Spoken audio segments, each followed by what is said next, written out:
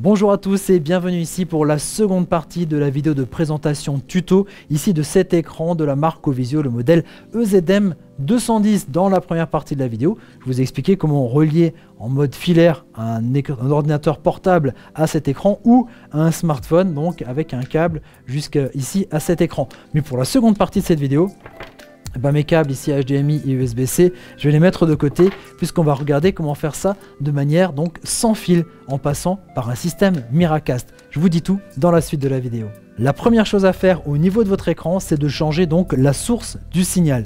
On va donc passer avec nos petits boutons du menu ici de côté, donc sur le mode cast, donc il y a le mode auto, type C, HDMI, et c'est le dernier tout en bas, le mode cast qu'on va utiliser pour arriver ici à cette page d'accueil pour le système ici de Miracast. Et ensuite, deuxième point très important, pour avoir une connexion sans fil, vous allez devoir investir dans un petit accessoire qui n'est pas fourni ici avec l'écran. C'est un petit dongle Wi-Fi, donc pour une connexion donc sans fil Wi-Fi avec les autres appareils. Alors, on a testé différents petits dongles Wi-Fi. La plupart ne fonctionnent pas. Il n'y en a qu'un en fait qui fonctionne bien ici avec cet écran. C'est ici ce modèle. Je vous mets ici la référence en écrit. Je vous mets aussi la référence dans la description ici de cette vidéo. Il s'agit de ce modèle de 7Links, le WS602.AC.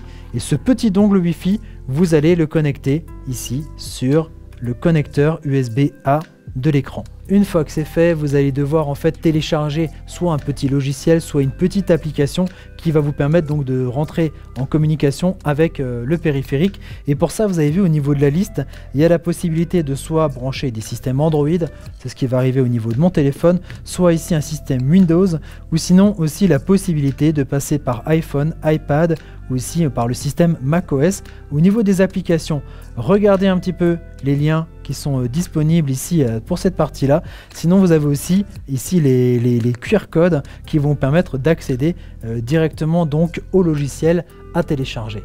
Alors pour ce tuto, je vais prendre ici ce smartphone qui utilise le système Android.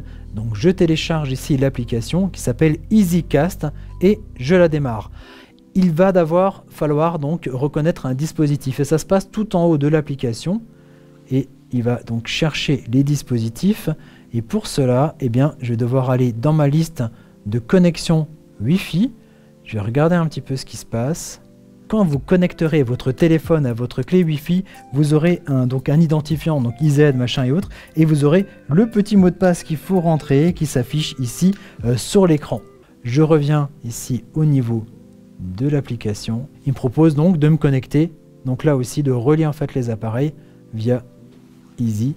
Et enfin, je me retrouve ici sur cette page d'accueil. Ensuite, il me propose, parce qu'évidemment ça va pas être simple simplement de communiquer entre le smartphone ici et le dongle, simplement au niveau des images, des multimédias ou choses autres, mais on va pouvoir se connecter à Internet et pour ça, vous allez pouvoir ajouter encore votre connexion Wi-Fi, par exemple à votre box, pour pouvoir relier, comme ça pouvoir naviguer sur Internet aussi bien sur votre téléphone et pouvoir visualiser ça sur l'écran. Ensuite, à partir du menu EasyCast sur votre téléphone, vous allez donc soit pouvoir suivre un channel donc avec des vidéos proposées par EasyCast, soit aller directement sur une page web. Donc là, vous accédez à la page web, donc ici avec le téléphone en vertical, mais quand vous basculez, paf, ça passe en horizontal. Vous pouvez accéder à tous les médias sur votre téléphone, que ce soit des photos, des vidéos, de la musique par exemple, aussi à certains stockages cloud, et même accéder directement ici à l'appareil photo. Donc ça c'est un peu original, puisque du coup, si vous voulez, votre téléphone devient en fait une petite caméra